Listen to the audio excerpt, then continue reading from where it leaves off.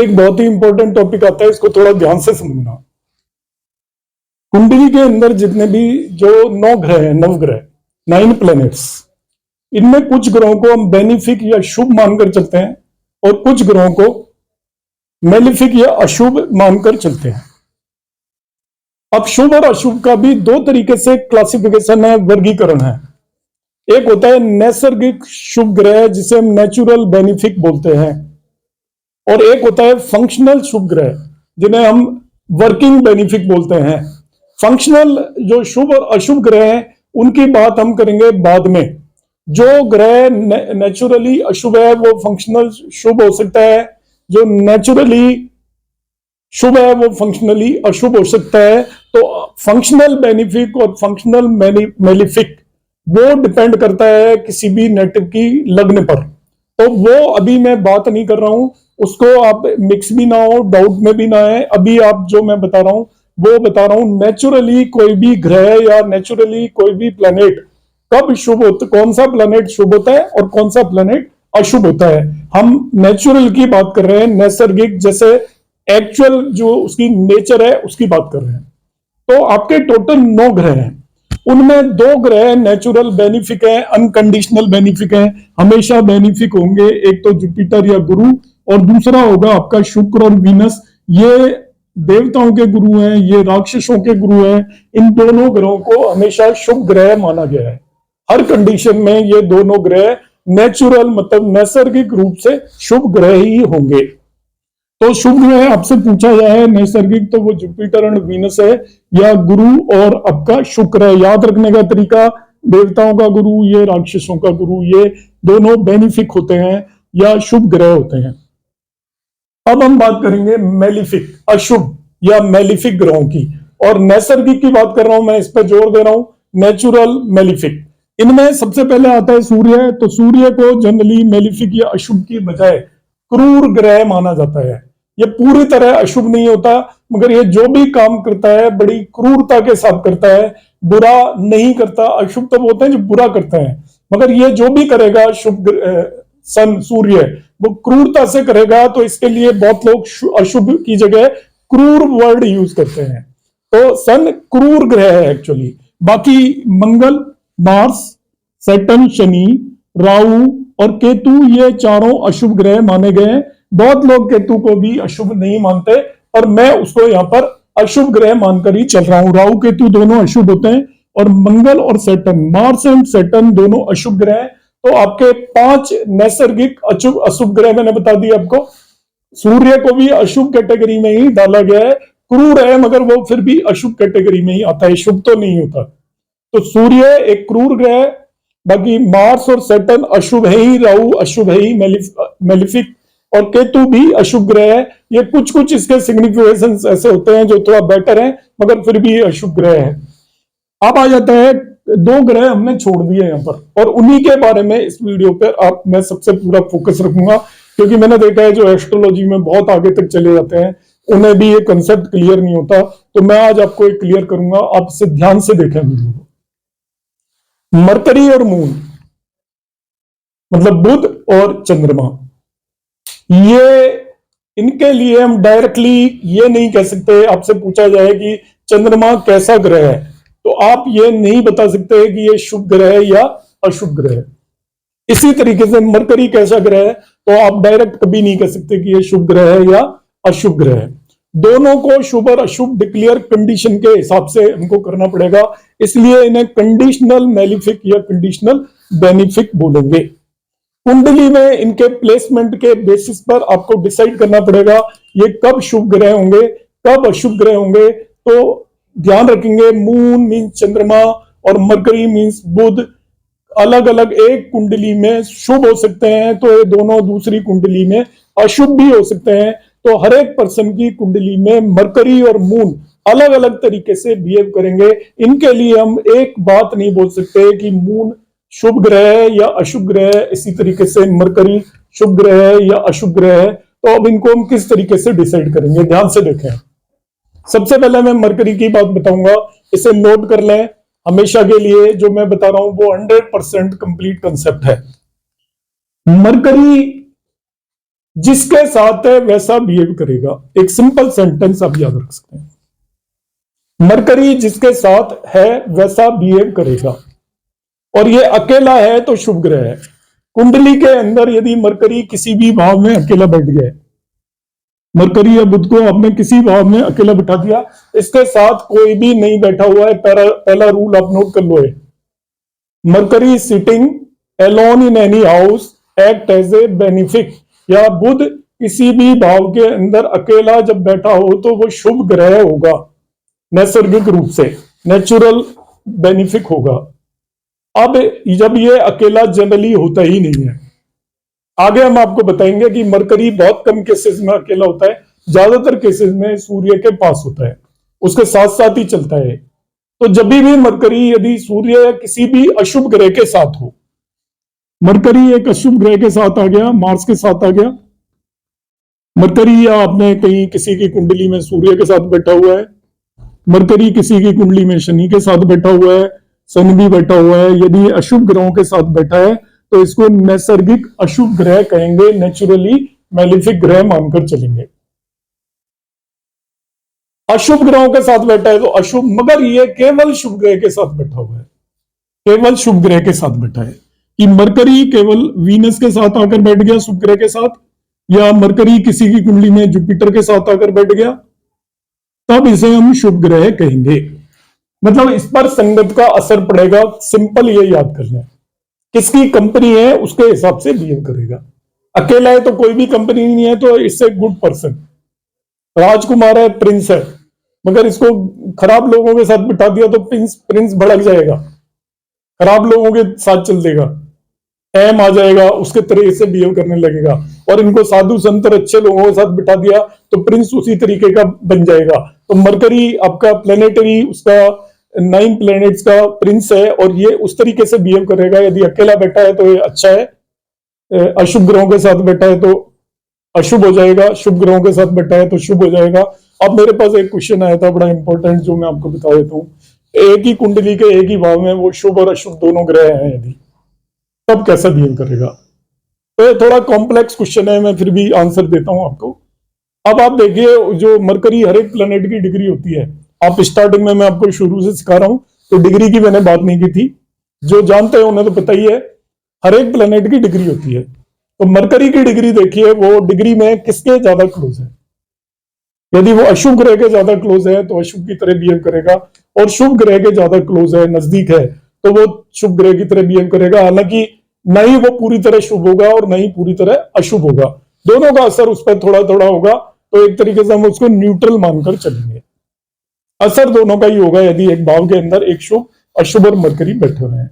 तो अभी मैंने आपको यहाँ कंसेप्ट बताया था कि मरकरी कैसा होगा। अब मैं आपको मून का कंसेप्ट बताऊंगा, और उससे थोड़ा ध्यान से समझें। मून के बारे में ज्यादातर लोगों को मिसकंसेप्ट होता है या पूरी तरीके से क्लियर नहीं होता। मैं इसका पूरा कंसेप्ट बता रहा हूं आपको, बिल्कुल एक्यूरेट वे।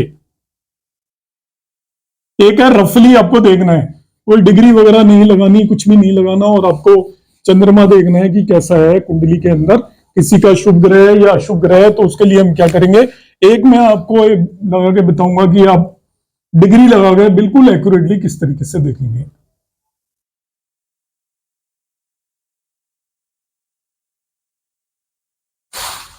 तो चंद्रमा कुंडली में शुभ भी हो सकता है, अशुभ भी हो सकता है, तो यह भी कंडीशनल बेनिफिक या मेलिफिक है। चंद्रमा का शुभ और अशुभ होना, पहले मैं इसको थियोरिटिकली बताता हूं। चंद्रमा जब चलता है, ये सभी लोगों को पता है कि वो अमावस्या के दिन चंद्रमा और सन, मून और सन एक साथ होते हैं, इसलिए मून दिखाई नहीं देता। और जैसे जैसे आपका अमावस्या से वो पूर्णिमा की तरफ जाता है तो चंद्रमा सन से अपोजिट जाता है, और वो उससे बिल्कुल अपोजिट हो जाता है। यदि मैं कुंडली में दिखाऊं तो अमावस्या के दिन सन और मून ऐसे होंगे एक ही हाउस में, मगर पूर्णिमासी के दिन यदि सन यहां पर है तो मून उससे बिल्कुल अपोजिट भाव के अंदर होगा। पूर्णमासी के दिन ऐसा होता है। तो पहली चीज ये ध्यान रखें कि अमावस्या के दिन सूर्य और चंद्रमा एक ही भाव में होते हैं, और पूर्णमासी के दिन कुंडली में वो बिल्कुल अपोजिट भाव में होंगे, कि जिस भाव में सूर्य है उससे अपोजिट भाव में चंद्रमा होगा। एक राशि में यदि सूर्य है तो 7 राशि में चंद्रमा होगा पूर्णमासी के दिन, और अमावस्या के दिन दोनों एक ही राशि के अंदर होंगे। अब अमावस्या के बाद जब अमावस्या आ जाती है उसके बाद जो पक्ष होता है, चंद्रमा दूर जाता है, उसे हम बोलते हैं शुक्ल पक्ष। पूर्णमासी की तरफ बढ़ता है। अमावस्या आने के बाद चंद्रमा कहां बढ़ता है? अमावस्या है, सूर्य यहाँ पे, चंद्रमा यहाँ पे है। अब चंद्रमा ऐसे इधर मूव करना शुरू करेगा, इससे दूर जाना शुरू करेगा और यहां पे पहुंच जाएगा, उसे हम पूर्णमासी बोलते हैं।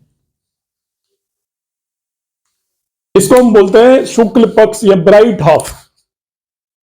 सन से जब चंद्रमा अमावस्या के बाद दूर जाता है तो उसको बोलते हैं ब्राइट हाफ। तो ब्राइट हाफ में जरा समझे क्या होगा।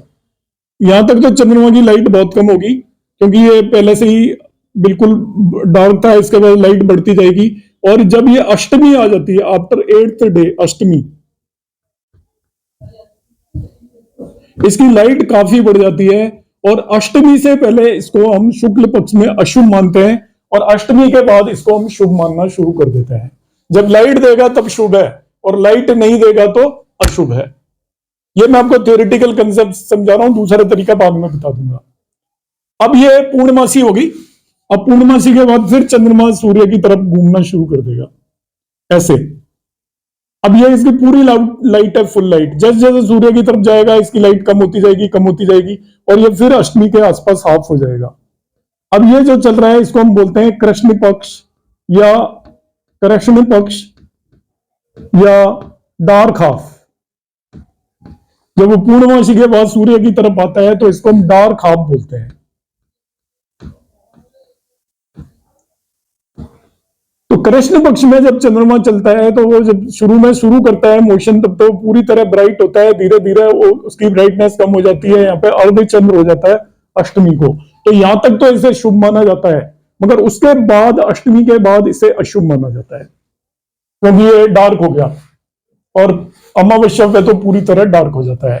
तो हमने क्या कंक्लूजन निकाला? चंद्रमा शुक्ल पक्ष की अष्टमी तक और कृष्ण पक्ष की अष्टमी से लेकर अमावस्या तक, तो इन जनरल कृष्ण पक्ष की अष्टमी से लेकर शुक्ल पक्ष की अष्टमी तक अशुभ होता है।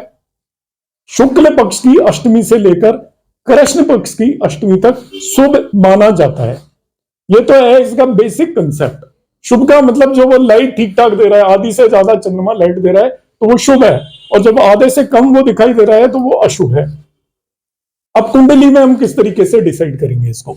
चंद्रमा शुभ और अशुभ या कमजोर या स्ट्रॉन्ग भी इसको ही बोलते हैं। जब वो अशुभ है तो वीक हो जाता है चंद्रमा। कुंडली में आपको देखकर कैसे अंदाजा लगाना है कि चंद्रमा कुंडली में किसी भी नेटिव की में शुभ होगा या अशुभ होगा। मैं आपको कुंडली से सीधा सा तरीका बता रहा हूं। दो तरीके मैं बताऊंगा, एक रफली देखकर और एक एग्जैक्टली कैलकुलेट करके। आप सूर्य से देखिए चंद्रमा यदि 3 घर दूर है, 1 2 3 4, इस 4th हाउस में है, कम से कम बीच में 3 घर होने चाहिए। मतलब सूर्य जिस हाउस में है उससे 4th हाउस में कम से कम होना चाहिए चंद्रमा को। मतलब यहां सूर्य है, चंद्रमा यहां पे है तो आप कहेंगे अशुभ है, कमजोर है। सूर्य यहाँ पे है और चंद्रमा यहाँ पे है तभी भी आप कहेंगे अशुभ है, कमजोर है। ऐसे ही इधर चंद्रमा यहाँ पे है तो अशुभ है या कमजोर है, चंद्रमा यहाँ पे है तो अशुभ है या कमजोर है। तो सूर्य से 2 घर आगे और 2 घर पीछे भी किसी की भी कुंडली में 2 भाव आगे या 2 भाव पीछे तक चंद्रमा है तो वो अशुभ माना जाएगा, कमजोर माना जाएगा, मैलिफिक माना जाएगा। मगर तीसरे घर में यदि पहुंच जाता है वो सूर्य से या उससे ज्यादा दूर है तो उसे हम शुभ मानेंगे। इस घर में वो आ गया, यहां से यहां पे चंद्रमा आ गया, इसमें कुछ दूरी तक तो वो अशुभ भी हो सकता है। यहां पे आ गया, सूर्य की वही पोजीशन है, इन सब भावों में इसे हम स्ट्रॉन्ग मानेंगे। ये मैं रफ आइडिया बता रहा हूं, ये एग्जैक्ट आइडिया नहीं है। एग्जैक्ट में तो हमें डिग्री देखनी पड़ेगी, पर भी ये डिफरेंस देख लेंगे कि सूर्य जिस भाव में है और चंद्रमा जिस भाव में है उनके बीच में कम से कम 2 भाव तो होने ही चाहिए, तो चंद्रमा के अंदर कुछ स्ट्रेंथ आ जाती है। मगर 3 भाव का डिफरेंस है तो आप कह सकते हो कि ये स्ट्रांग हो गया। जैसे सूर्य पहले भाव में, फर्स्ट भाव में, और चंद्रमा यहाँ पे है तो पक्का ही स्ट्रांग है, वो आप कहोगे स्ट्रांग है चंद्रमा।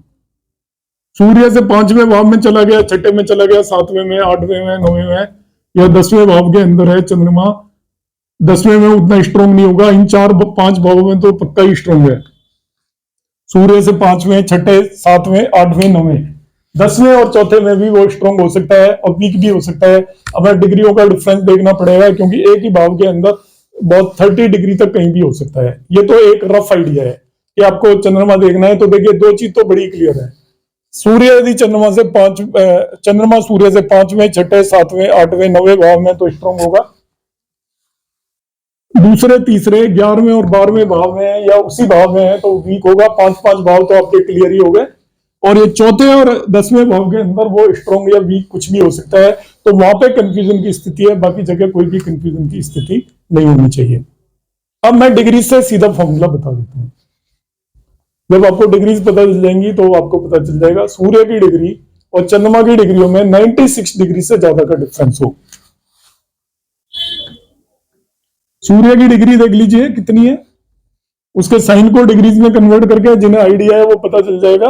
और आगे आप ध्यान रखना, अभी आप इसे नोट कर लेना है, सिंपल फॉर्मूला है। दोनों के बीच में 96 डिग्री से ज्यादा का डिफरेंस है तो चंद्रमा स्ट्रोंग होगा, और 96 डिग्री से कम है तो वीक होगा, या उसे स्ट्रोंग को दूसरे वे में अशुभ होगा। यदि 96 डिग्री से डिफरेंस कम है तो अशुभ होगा, और 96 डिग्री से डिफरेंस ज्यादा है तो वो शुभ हो जाएगा। तो ये मैंने चंद्रमा का कंसेप्ट आपको बता दिया है। तो मरकरी और मून, इन दोनों के लिए आपको ध्यान रखना है, बहुत अच्छे से ध्यान रखना है। जब भी आप कुंडली को एनालाइज करेंगे तो चंद्रमा की स्ट्रेंथ देखना ना भूलें, मरकरी को ये देखना ना भूलें इस कुंडली में शुभ है या अशुभ है। यदि चंद्रमा सूर्य से कम 3 हाउसेस का डिफरेंस है, 5वें, 6ठे, 7वें, 8वें, 9वें भाव में, तो स्ट्रोंग होगा। सूर्य वाले भाव में दूसरे, तीसरे, पीछे 11वें और 12वें भाव में तो वीक होगा। चौथे और 10वें भाव में वो वीक और स्ट्रोंग कुछ भी हो सकता है। दोनों के बीच में 96 डिग्री का डिफरेंस है, तो से ज्यादा है तो चंद्रमा स्ट्रोंग माना जाएगा या शुभ माना जाएगा, कम है तो वो वीक या अशुभ माना जाएगा। उम्मीद है आपको ये कंसेप्ट पूरी तरह क्लियर हो गया होगा। यदि आपको मेरा वीडियो पसंद आया तो लाइक करें, जिन दोस्तों ने सब्सक्राइब नहीं किया है वो इसे सब्सक्राइब करें और ज्यादा से ज्यादा लोगों को बताएं इसके बारे में। बिल्कुल बिगिनिंग से हम इसमें एस्ट्रोलॉजी कर रहे हैं, बहुत माइन्यूट से माइन्यूट चीजें मैं बता रहा हूं। उम्मीद है आपको मेरा वीडियो ये पसंद आया होगा। नमस्कार।